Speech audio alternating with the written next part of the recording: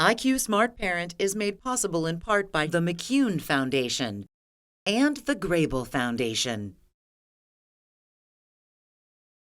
Picture a library, and you might automatically think of books, but libraries have transformed in the 21st century, and they're transforming the communities they serve, too. Today, meet librarians who reveal everything your library has to offer, whether you go there in person or you visit online.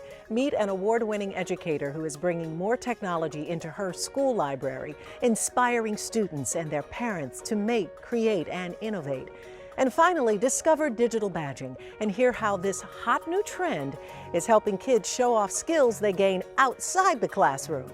Libraries are transforming lives, and we'll tell you all about it on today's edition of IQ Smart Parent. It starts right now.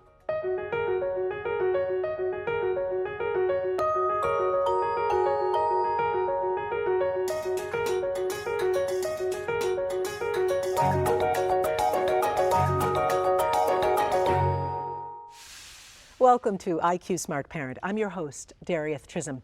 If you haven't been inside a library for a while, you're missing out on one of the most exciting makeovers of the 21st century. Libraries are transforming communities, and we've got incredible guests with us today to tell us all about that. Our first guest is Felton Thomas Jr. He is the president of the Public Library Association, and he's also the director of the Cleveland Public Library. Felton, thanks so much for being here. Thanks for having me, Derek. Yeah. So, libraries, I think most people these days think, oh, with the internet, what's the use in going? And really, I guess in some people's minds, if you haven't been there in a while, they don't even know the transformation that has occurred.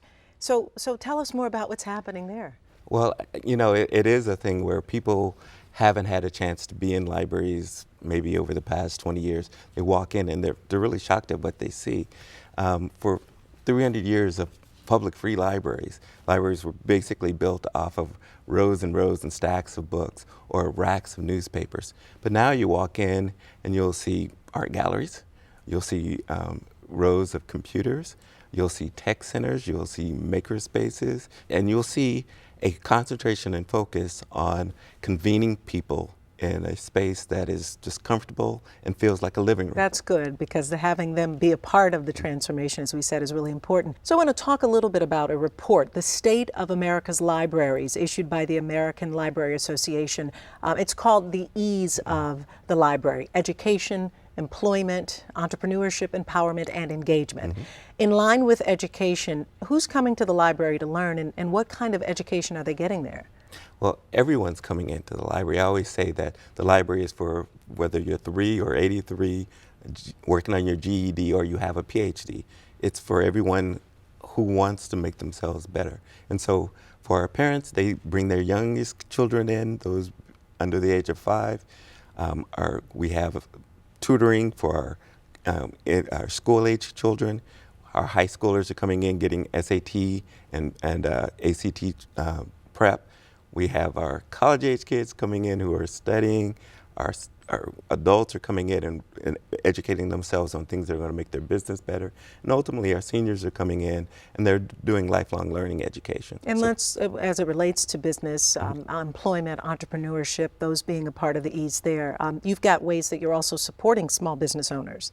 Yeah, we have, I'll take Cleveland as an example, in the Cleveland Public Library. So we created a makerspace that folks can come down and use to create things that, whether it's using the 3D printer, for instance, an architect came in and used it to create a scale for a building that they wanted to create. Or it's just a 20-year-old who has friends who need t-shirts, and they come down and they use our heart press to create t-shirts. So how do libraries help level the playing field in the digital age as it relates to what technology you have on hand outside of makerspaces? Throughout the United States, there are 300,000 computers available to folks who come into our libraries. So the foundation is there for people to be able to get computers and internet access. But most libraries are going beyond that. So if you go into New York, where they're checking out Wi-Fi hotspots, or if you go into Cleveland, where we're working with our housing authority to make sure that as people move in, they're also getting a Wi-Fi hotspot that they're able to check out for their family. What excites you about libraries these days? What excites me is where we're going. I talk to folks in the education field all the time, and they talk to me about the fact that they believe in 5 years the libraries will be the out-of-school leader in education. The real concept about what libraries are now is that libraries simply make people better. So in any sense, whatever you're looking to do, whatever you're trying to do, you come into the library and there will be something there that will help you along your educational next step. Wonderful. Thank you. Thanks so much for being here. I want you to stick around, though, because we'll talk a little bit about how families can benefit from libraries online. But up next, we all know about report cards and school transcripts as a way to gauge what kids know. But plenty of learning happens outside of the traditional school classroom, in places like libraries. Right now, hear about a growing trend called digital badging and discover how it can help your child show off new skills and notable accomplishments.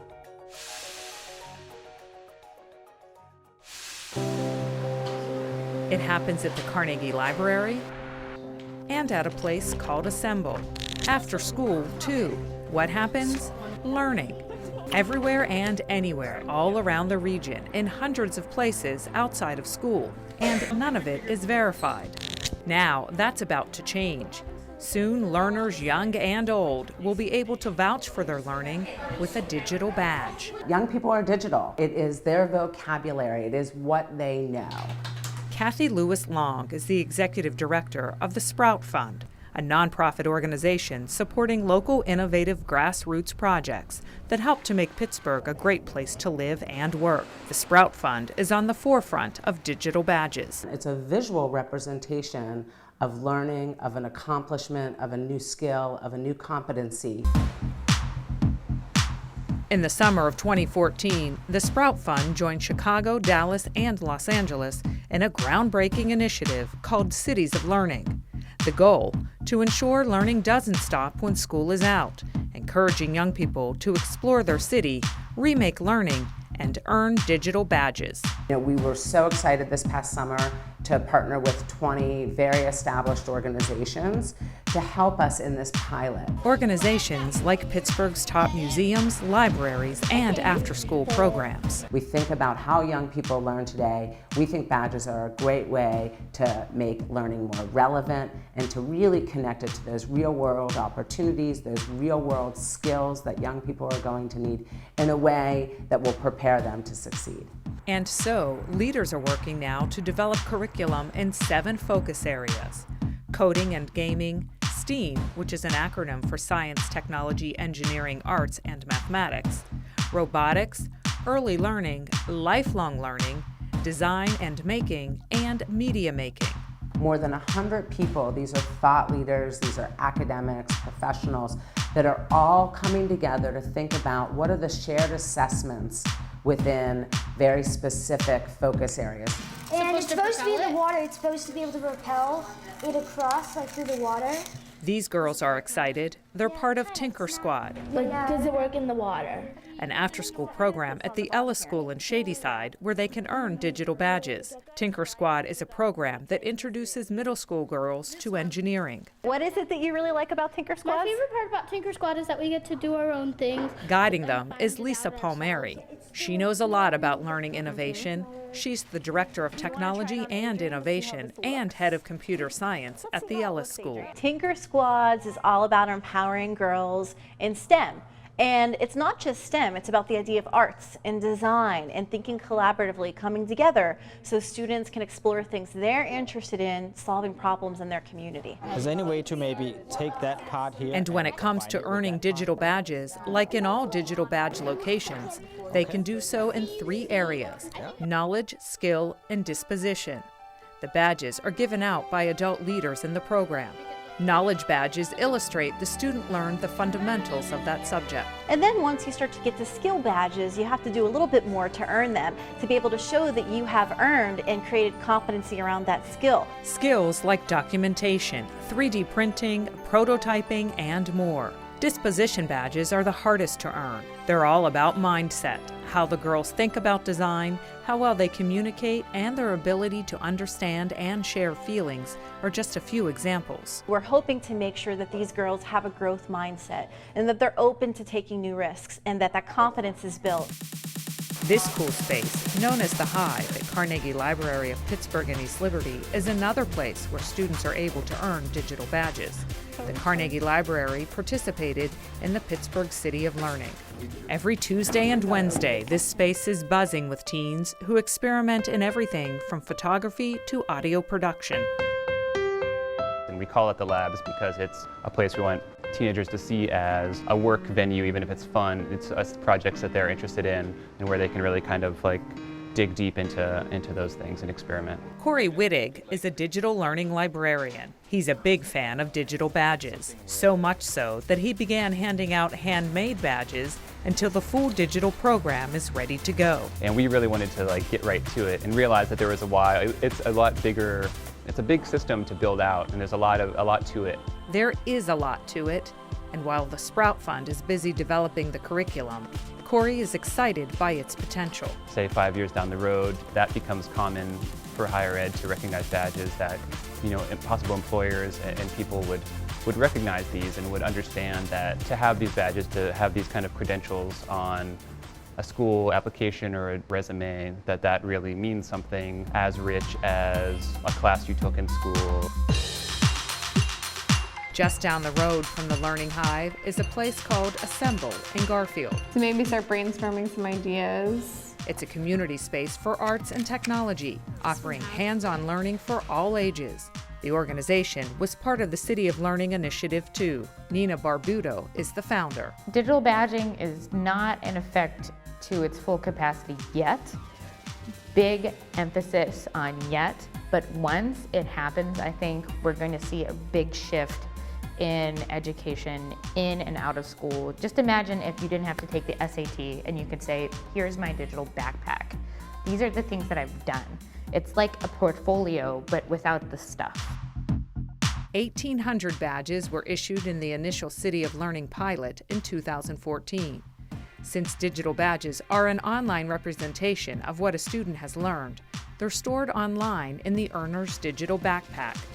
Badges can be earned by anyone and issued and displayed across different platforms. That allows earners to post their accomplishments on social media, personal profiles, job websites, and more. It is not a reward, it is not an incentive, but it is also a motivation. There's a little gamification associated with it. I want to earn that next badge. I want to go on and seek that next journey. They resonate with young people. It's a part of the world that they live in, and it does create that whole picture of a young person.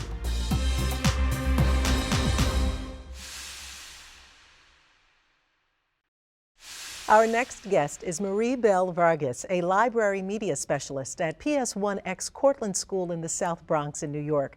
She is also the winner of the 2016 Common Sense Media Award for Educator of the Year. So welcome and congratulations on your honor. Thank you. That's wonderful. That's so great. You were recognized for changing the world through technology. So my first question for you is, how does a library transform the world, if you will, through tech? I think that in my opinion, it's a mindset. First, we need to start thinking and changing ourselves, and then thinking and changing the way that we approach teaching and learning. Because technology is just a tool that we use for our students to learn a concept, and we also use it for the students to show us that they were able to comprehend the concept. The way that I do it, I'm going to give you a few examples. First, I collaborate with the classroom teachers, and we reimagine the curriculum, and we think like, how can we make it more child-centered, more so the kids will be actively involved. And while we're creating those lessons, we're going to infuse technology. So then the technology becomes a pathway for learning. And in that way, we're hopeful that our students will get a deeper understanding of the content. So is this for students of all ages? Yes, it's for all ages because we are in the 21st century and we want our students to become 21st century learners. We call it the 4 C's. Children have to be able to acquire the skills of collaboration, communication, active involvement, and critical thinking. So it's for all the kids because we want them to be lifelong learners. A good example of this, when teachers and librarians collaborate, we expose children to real life issues, real life problems that they actually care about. The important thing, like I said, is a mindset. We want children to create with technology, not just to be consumers of technology.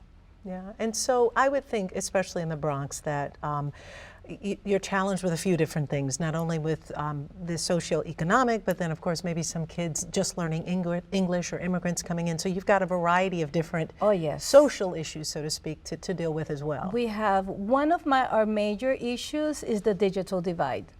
50% of our students, they live under the poverty line, so they don't have access to broadband at home. So what do? I provide access for them during the school, before the school, and after school, so they will able to use those technology tools and apply them and create with them. And parents obviously are there using it too. Yes. Yeah. You also talk about the importance of digital citizenship. What does that mean? Well, when we think about our students are digital learners. They are immersed all the time in technology. They use the technology, they're in the internet, but with all that high level of access that they have also comes other challenges like cyberbullying and inappropriate sharing and plagiarism. So we have to stop assuming that because the child have access to technology, they know how to use it. So our job is to help them have a good, clean digital footprint. We have to also help them know how to effectively use and access the best resources that are available. But the problem that we have is that our parents, sometimes they feel inadequate because they think that the children know more than they do on technology. And we believe that it takes a village to raise a child. So what do? We offer the support to the parents, so we empower them. So in that same way, then they empower their children. So what lessons of technology can you share with us? In 5th grade, they have to learn that part of the curriculum is that they have to learn the different countries. So since most of my children are immigrants, what they do is that they create an iMovie of their country of origin, so they can talk about their country of origins and their traditions. And then after that, we create an augmented reality app. And then the children have, like the Amazing Race, they have contents with the parents. So it could be interactive, it can be a lot of fun. So your school has a makerspace in the library? Yes, we do. We got it through a grant. A makerspace is a place where children can gather and create and tinker informally. So the children are also creating at the same time that they're learning. And at the end of the day, for you, what gives you the most enjoyment about helping kids understand technology? When I see them creating their own innovative projects that sometimes they blow my mind, because I was like, wow, I never thought that my kid could do this. So what advice would you give to other librarians about some of the initiatives that you've started there? I will tell them not to be afraid, that it's okay if you don't know everything. It's, for example, most of the time I go to trainings because I feel that I need to learn so I can show it to my kids, but I'm honest with them. I said, listen guys, I went to this professional development on coding. I don't know it, but we will learn along. And it's so liberating because I think that they will see how we're lifelong learners, and I am role modeling for my students what are the challenges and that a learner encounters and how we can solve them. Also, they have to look at their spaces. A maker space doesn't have to be a big thing. You can start with a little corner in your library where you read out some books. It's just to start rethinking what a library looks like and having your children aboard with it and have some fun. Well, thank you so much for being here. It's a delight to understand what you're doing and how you're pairing that with technology. And congratulations again on the award. Thank you. Thank you. No doubt about it. Kids certainly love technology. And right now we'll take a look at how one community library uses gaming, technology, and digital devices as a way to draw new visitors through its doors. Gaming happens every week. It's a Monday, and you come into the library and play some games. So. Hi, I'm dragging someone. A lot of the times, the first time we see teens as they come to gaming, and it's sort of like the gateway to them coming to other programs. It actually falls into these 3 levels of engagement called the homagos, and that stands for hanging out, messing around, and geeking out. And so the gaming falls into the hanging out category. A library's been an evolving thing. It's not all about books anymore. We're a culture experience. Gaming's such a big part of being a teen. They're learning how to share, they're being cooperative in the video game. As I see these kids in here all the time, with smiles on their faces. Come on, cats, get on the scoreboard. And now let me introduce our final guests for today. Felton Thomas Jr. is back with us. He's the president of the Public Library Association. And we're also joined by Mary Frances Cooper, president and director of the Carnegie Library of Pittsburgh, which was established in 1895 and today welcomes nearly 3 million visitors each year. Welcome. It's nice to be here. It's good to have you here. Great. So we had been talking a lot about the services and things that people can do inside of libraries, but let's switch gears and talk a little bit more about what happens online now. Oh, absolutely, because there's an awful lot that's happening online in libraries today. It's a whole other way that we expand our services out to the community. Most libraries do have a lot of resources that are geared towards homework and homework assistance and children. I think people think about downloadable books and ebooks and things for adults, but we have a lot of content for kids.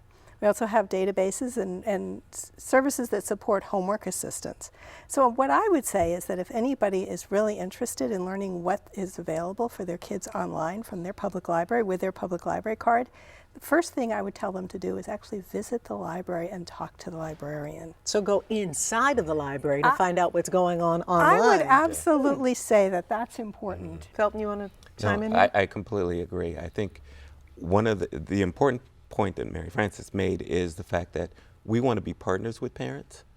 And so as your child is going on their journey as far as education, the librarian can be a very important part of that journey. Let's talk about research, using the libraries for research and how that differs from someone going, we talked a little bit about this earlier, but how that differs from someone maybe going out on Google to research. Well, when the library does make an effort to purchase and make available electronic resources that are very well vetted and curated. These are resources that are put together by reputable publishers.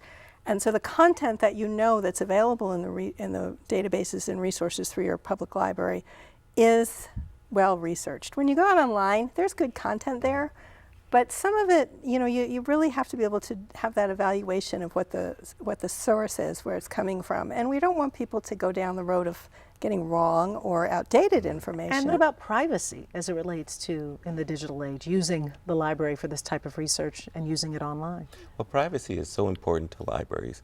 It's one of our pillars because, obviously people come in and they give us their information. They're checking out items. They want to make sure that what they check out is kept confidential. So privacy from our standpoint as a library system and libraries as an association, we take that very, very seriously. I'd love to ask both of you this question, and that is, libraries obviously are really becoming a hub, as you point out, for lots of civic engagement, but really looking forward, what type of predictors do you have as it relates to libraries and how they're growing and expanding? So here's what I would say as I look to the future of the library. We're entering into a time when learning is going to be much more of a lifelong need than it has been in the past. Kids are going to have to, we need to be teaching our children how to learn as a life skill in a way that we haven't had to before because things are changing so quickly.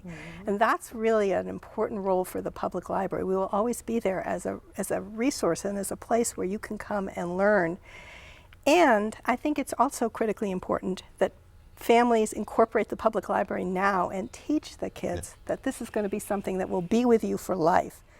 And that's really, I think, a very important role that we will have going forward. I would agree. I had a 30-something come in and talk to me about the most important thing that he had learned that helped him as he went through college and as he started his own business was how to research. And he said his parents had sat down and brought him to a library, and he had learned how to research, and he felt that made it much easier for him to go through his college life and then to understand how to find that research that was going to be integral in him being able to start his business. Wonderful, wonderful. Well, thank you both so much for being here on the show today. And when it comes to libraries, books are just the beginning, as you've learned.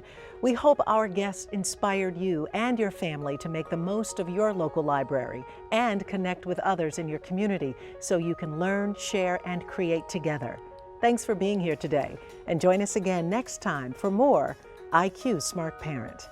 Want to learn more about IQ Smart Parent? Visit us online at iqsmartparent.org for more episodes and additional tools and resources. Connect with us on Facebook, Twitter, and Pinterest to share your thoughts on being a 21st century parent.